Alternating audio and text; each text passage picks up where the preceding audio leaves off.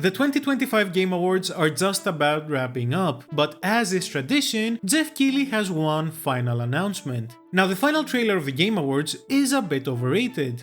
It was home to big profile flops like Mass Effect Andromeda, small profile flops like the already delisted Fast and Furious Crossroads, and okay, I'll give you Joker and Smash.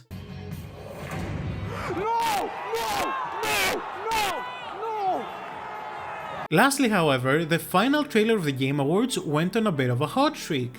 In 2023, Monster Hunter Wilds was revealed, and in 2024, we got Naughty Dog's newest IP with Intergalactic. So what did they have in store for us this year? In a show where a game directed by J.J. Abrams and Larian's next game after Baldur's Gate 3 were both revealed, the final trailer of the Game Awards was Highguard, a game in an oversaturated genre with a tired audience that nobody really asked for. The game is currently sitting at a mostly negative rating on Steam and has lost most of its player base. I played it, it's not terrible, but it does need a lot of work. I didn't hate it, but I do hate the idea of Highguard. Let me explain.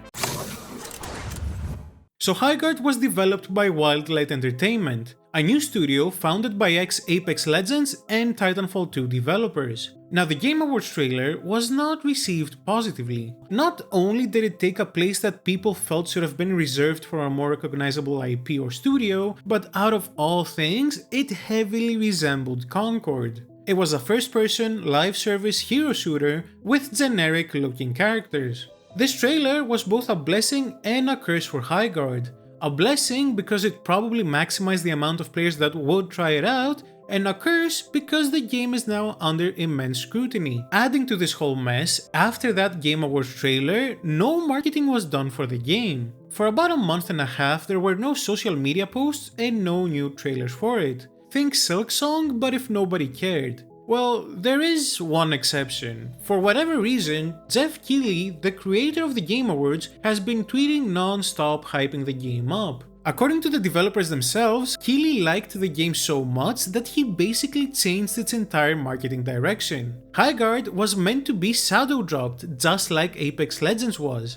But apparently, Keighley liked it so much that he gave it the most prominent position in the Game Awards. That's why there wasn't any marketing for it. There wasn't any planned. The developers wanted the game to speak for itself, but does it? Well, to kick things off, it cleared its first hurdle with ease. It's free to play. So from the jump, the team avoided overpricing itself compared to its competitors. However, it immediately stumbles on the second hurdle.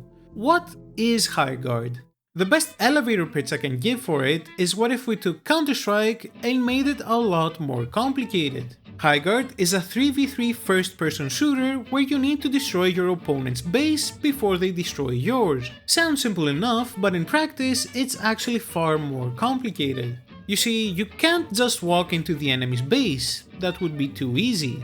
Before you can do that, you need to play reverse capture the flag where both teams battle over an item that allows them to breach the enemy's base. But that item doesn't immediately spawn in. You have 2 minutes before it spawns where you can freely explore the map for better gear. But before you can explore, there's a mandatory 1 minute section where you have to fortify your base, and oh my god, why are there so many steps to playing what is basically one round of demolition in Call of Duty? This structure is probably Highguard's biggest problem. It's so rigid that it's very hard to build momentum. Every phase feels so far separated from the next that the game feels very stop and go. I say this because the gunplay is very satisfying. In certain moments, Highguard can become really fun. Guns handle beautifully and shootouts can be exhilarating. There are moments when everything just clicks, but then the game pumps the brakes and tells you to move on to the next phase. The developers wanted to create something new, and they have, but they've done so by taking ideas from every other popular multiplayer game from the past 2 decades. Fortifying walls from Rainbow Six, heroes from Overwatch, Counter-Strike's main mode. That's not necessarily a bad thing, but a lot of the times I feel like they took ideas without appreciating why they worked. Overwatch's heroes, for example, worked because they were unique and looked cool. This Bonds just looks generic. They're not actively ugly like in Concord, but that is a very low bar to clear. It doesn't help that every hero has the same loadout. I know each hero has their own unique abilities, but when most of your time in game is spent shooting the same guns as everybody else, it's hard to get invested in any single hero. And fortifying your base sounds interesting in concept, but it doesn't feel like you're making any impact on the overall game. Your base can be attacked by so many different angles that using your limited fortifications feels like trying to stop a tsunami with your fists. Apparently, the PC version of the game was filled with technical issues, but I didn't experience anything on my PS5. Finally, there's nothing really going on in the maps. Highguard's maps are massive considering they're made for 3v3 matches, and the developers clearly made the maps big to allow for more exploration. But these maps are so empty. There's no mobs to fight or no interesting landmarks to discover. Well, I lie, there is one thing you can do: mining minerals. Exactly what I want from my first-person shooter. Highguard very recently added a 5 vs 5 mode, and although it will help, I think this update came a bit too late. Most of its player base from launch is already gone, and I doubt this on its own will bring them back. I don't know, from the gunplay alone, I do feel like there's something there, but it's delivered in such a weird way that it's hard to get into it.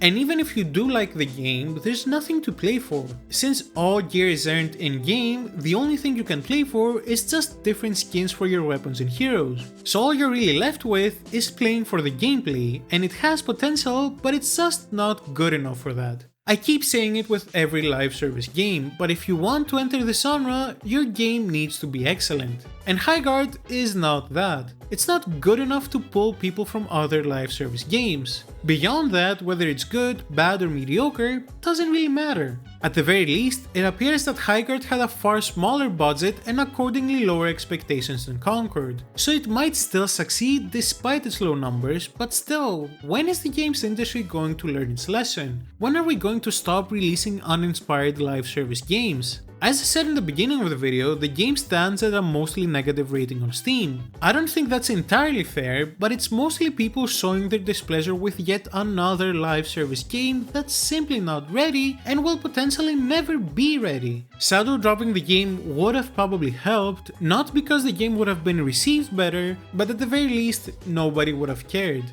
If Highguard released before Concord, I think it would have gotten a pass. But to release in this time period and to resemble possibly the most expensive failure in gaming history, yeah, it's going to be really hard to recover from this. But can we stop now? Since Highguard is now behind us, we can start focusing on the better games 2026 will have to offer.